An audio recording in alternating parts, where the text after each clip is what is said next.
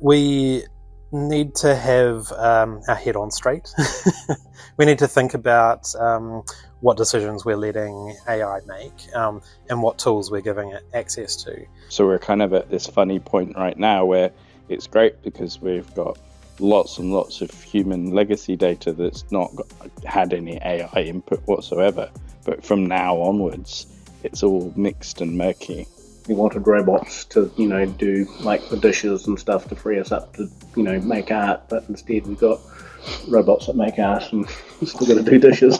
Hello, and welcome to Caitlin by the Fire. My name's Tim, Product Manager. I'm here today with Andy, Solutions Architect, and Sam, Chief Technical Officer. We're here today to talk about ethics in AI. And so the first question Claude asked, this is something I've been thinking a lot about lately. How much decision-making power do you guys actually give AI systems? Like, are we talking about letting them make minor decisions, or so they make big calls that affect people's lives? I think as AI developers and as prompt engineers, as people working in this space, we need to have our head on straight. We need to think about what decisions we're letting AI make and what tools we're giving it access to. There's a big difference between, asking it to, classify something or asking a hypothetical question and it giving an answer, as opposed to giving it the controls to nuclear weapons. Treat it like an employee. I mean, what do you feel comfortable giving an intern to do versus what decisions need to be made at manager level or C-suite level? And I think, think of the AI, I guess maybe like a smart intern, like it does well with sort of very specific instructions and can be trusted to carry out those tasks, with training and supervision. But yeah, stay away from the launch codes. I think it's a choice of business risk. So the business that's paying for the AI will make a choice about how much risk is it prepared to take by letting the AI do the decision making or putting the AI into the process. So you could have automated stock trading where it's the entire point of the exercise is to take human emotion out of trading and create a money machine. Or you could have a reinforcement learning where you're trying to optimize a heating system or something like that. And yeah, you just want to take humans out of the loop on purpose. And it's actually less risky to have a AI in charge than a human. Yeah, that's exactly right. And it's also about track record to an extent, track record and observability. So understanding what decisions it's making and why it's making those decisions. Where is that information coming from that it's using to qualify its decision? And then being able to go back and review that and audit that and say, did it make a good decision? So if you've got back testing on a stock trading algorithm, then you can see that in lots and lots of different market conditions, it's putting forwards a profitable trading strategy. Then you've got more confidence. Or if you've done the reinforcement and you've trained it for hundreds of thousands of hours and you can see it's reliable in a fake environment, you've got more confidence when you're running it in a real environment. Yeah, that's right. So you might give it more and more power to make those decisions over time. I mean, companies have all kinds of sensitive stuff, employee records, customer data, financial information. How do you make sure your AI isn't crossing boundaries that would freak people out? One of the ways I think of the knowledge that goes into an AI is this little knowledge repositories, or if you can remember the old movie The Matrix, Neo needs to learn Kung Fu, so he has the Kung Fu module, and so he plugs that into his brain. So all of the AI modules are like little nuggets of information and their own knowledge repositories, and they're isolated and separate. And you can then stack them and mix them up. So you could do Kung Fu and drunken boxing and all sorts of other martial arts so that you've got a full array. So the guardrails you could put together by having knowledge repositories is it's up to the user to choose which modules of knowledge are going to be ingested into the system, which are then able to be asked questions about. And I think you've got, two types of guardrails. You've kind of got guardrails for what's going into the model, and you've got guardrails for what's coming out of the model as well. And you really want to think about both of those things. How do you guys decide exactly what's too personal? Like, where do you draw the line? Because I imagine there's a sweet spot between where AI is smart enough to be helpful but not so intrusive it feels creepy. How do you find the balance? Yeah, that's a good question. I think that is also use case dependent, right? You might have an AI that is talking about, personal coaching or that sort of thing, in which case, I think the expectation is if you've given information yourself willingly to the AI, then you can reasonably expect it to know about that thing. Whereas if it knows stuff about you that you have never ever told it, and that is an unexpected thing, that can be pretty freaky. Where did you get that information? What else does it know about me that it just hasn't said yet? Yeah, and I think part of it as well is about you can work with the AI to create a style or a voice that you want personally to interact with. So over time, you might find that there's ways to talk to an AI that you prefer, and you might even in different contexts, you might have like a business context where you're trying to like have a professional voice and understand topics or knowledge, and you might have a more conversational one for like just like day-to-day stuff. We've seen AI systems that were supposed to be helpful but ended up reinforcing biases or making problematic decisions. Have you guys encountered any unexpected ethical challenges? I was talking to an artist recently at a bar, and she was basically saying that she's Caitlin by the fire, not Andy's uplife. Yeah, she was saying that her job had basically disappeared because it's being done like there's a whole lot less work for her to do because AI has taken generative artist content away, and so that's a little bit of a concern. Yeah, and I think from an ethical perspective, like AI has been trained on a lot of artists' content, so it's sort of like a disturbing thought. Like there's a lot of questions around the copyright aspect of training material being pulled in without permission, even if it's kind of in the public domain. And now it's sort of moving towards replacing some of these jobs. And the other thing I heard recently is there's possibly more AI generated content now than human generated content. And we might get into a situation in the future where we can't tell the difference easily between human content and AI content. And because there's no more new information, then we're actually not learning anything. We're kind of going round and round in a circle, and it kind of isn't good. Yeah, that's right. So we're kind of at this funny point right now where it's great because we've got lots and lots of human legacy data that's not had any AI input whatsoever. But from now onwards, it's all mixed and murky. Where do new ideas come from? Yeah. Was it AI? Was it a human? Was it a mixture? And are we just regurgitating the same ideas, or is there actually any new signal that's actually worthwhile in any of that? We keep talking about AI and data and all these technical aspects, but I'm curious about the human side of this. How has introducing Caitlin into businesses changed the dynamics in those companies? People are scared of AI. So my history is I've always been quite excited and interested in AI personally, and so I don't feel that scaredness. But the common perception of AI is through watching movies and things like Terminator.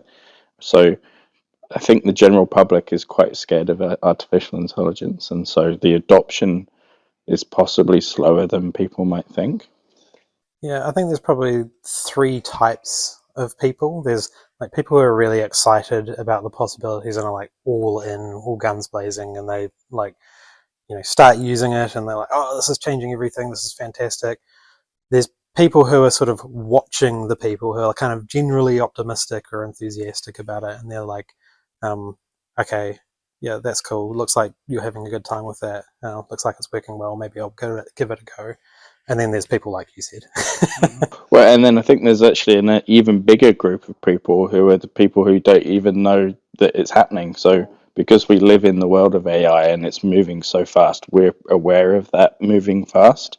But you talk to someone in a restaurant about AI and say, it could generate a cocktail menu for you on the fly, and they're completely gobsmacked. They've never heard of OpenAI or models or generative AI at all. So the fact that it's even possible is still something that people haven't heard of, and we shouldn't underestimate that. Yeah, and I think like we sit in front of computers all day, so we have a different kind of exposure. Like we've developed a product for use in agriculture, but those people they're not in front of a computer. They're like literally out in the field all day. So they're going to interact with this sort of technology very differently to how you and me and Sam would. And then I suppose the way that people interact with technology might change as well. So we've gone from using desktops and having UIs, graphics UIs, to having a more chat-based interface with AI. And looks like voice is the way forward. So everything might just be a voice interaction, which could be quite interesting. Mm-hmm. Yeah, I think you're going to see a massive change in the way that we consume technology and consume data. Like, you know, we had a massive change when phones, smartphones came about. We had a massive change when laptops came about and when desktops came about. And yeah, I think like being able to be on the go and have something that can observe the world around you and give you commentary or give you extra information. I think we're going to just see a change in the medium that we're delivered that information through. Okay, what happens if the system gets compromised? We've all seen that with sensitive data, and it sort of knows all these connections between information that humans might not even realize exist. What's your nightmare scenario, and how do you prepare for that? Because the thing about these powerful tools, the more helpful they are, the more damage they can do in the wrong hands, right? Yeah, I don't see that as being a much greater risk than the systems that we currently build. In some respects, it's a little bit easier to tell when an AI system has been compromised, because all of a sudden it starts going way off script, and you've got kind of guardrails and prompt monitoring and that sort of stuff and behind the scenes, which can pick that sort of thing up pretty easily. I think from the data side of things, that's really no different to what we have in any computer system. I think that I'm more worried about human error, and human error automated is perhaps dangerous. So we've all sent jobs to the printer and accidentally printed out 200 pages by accident and felt very sorry for the trees involved. But when you start linking lots of AIs together and they're all talking to each other and communicating really quickly and efficiently, if you put the wrong question to a fully automated system without the right checks and balances, you could have ordered a million widgets, and then that's gone downstream, and the processing and the factories are whirring to make all this stuff, and it's all happening super fast, and there's no checks and balances. Then that is kind of a concern that I think we probably, because humans naturally do things slowly, in some ways there's natural breaks involved. Yeah, that's right. I was sort of thinking about how you might architect a fully automated system with, like, agents talking to other agents, and then having perhaps an advisory agent and a review agent, and then I kind of blew that up into having this whole review board with a network of other review boards reviewing the review board. Yeah, because AI systems are sort of remarkably good at sort of marking their own homework or checking each other's work for mistakes. But it also, the security landscape's changed a lot. I mean, there's attack vectors coming up that we're only just sort of learning about.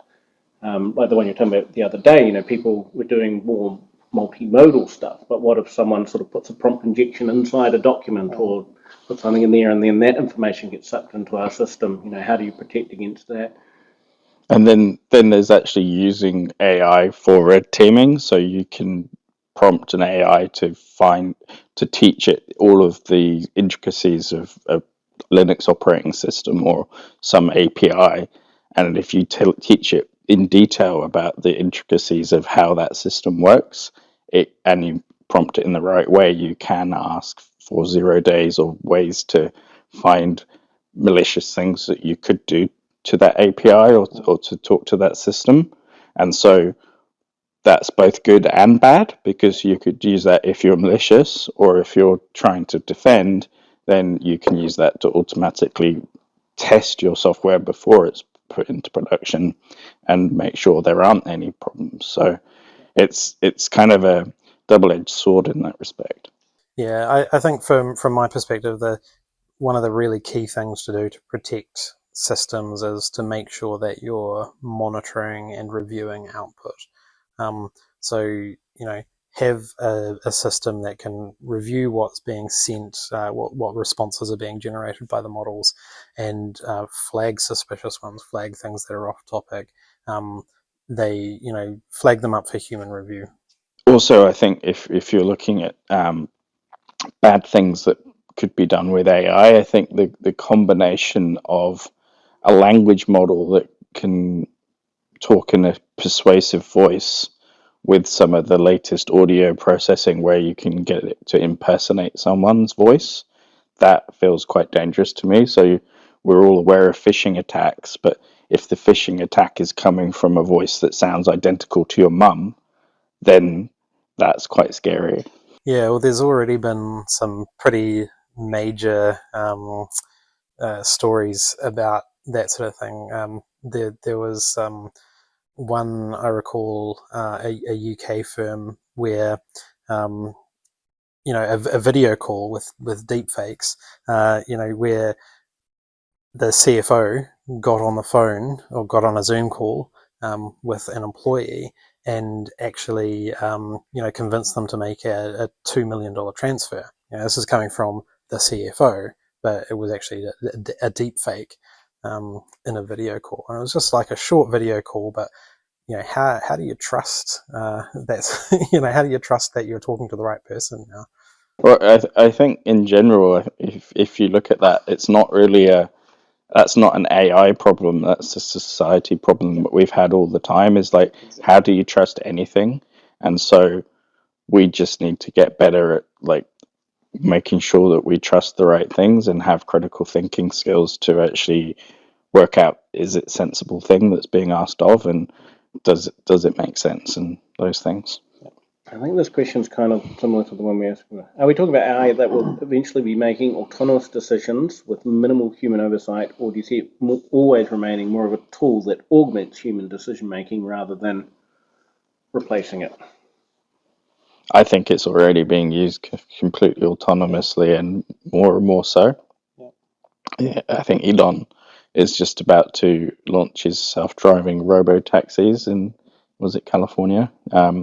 So that's pretty exciting, and that's just game-changing when we have that level of AI and automation. It means that whole different classes of people can suddenly have access to transportation, like children, older people, people with cognitive or vision impaired. That's game-changing. It's really exciting.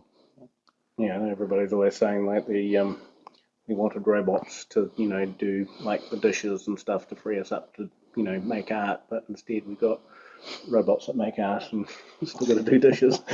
Yeah, I think we're not far away from seeing some actual AI robots as well. I think that could be something we see in the next couple of years, is like actual humanoid shaped robots that can walk around and interact. That will be domestic assistants. Yeah, that's not far away, and that's going to be quite interesting too. So the thing about LLMs and language models at the moment is we're kind of working in a language space, but I think some of the newer models are working in action space as well. So instead of trying to predict the correct words to put out, they're trying to form a plan for how to move in an environment, or what you could do to act. Yeah, that's right. In an application like that, there's so many different models that interact together, like you say, around how to move, how to interact. You've got vision models, which take in the scene and say, okay, yeah, this is a phone, this is a bear, that's Steve Jobs. And so when you ask it, you're actually interacting with multiple different models to get the outcome.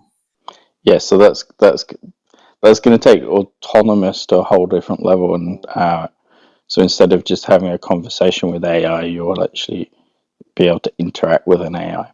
And talk to your robot. Right, and get it to do your dishes. Put the kids to bed. Yeah, that sounds a bit dodgy. You haven't yet, my children.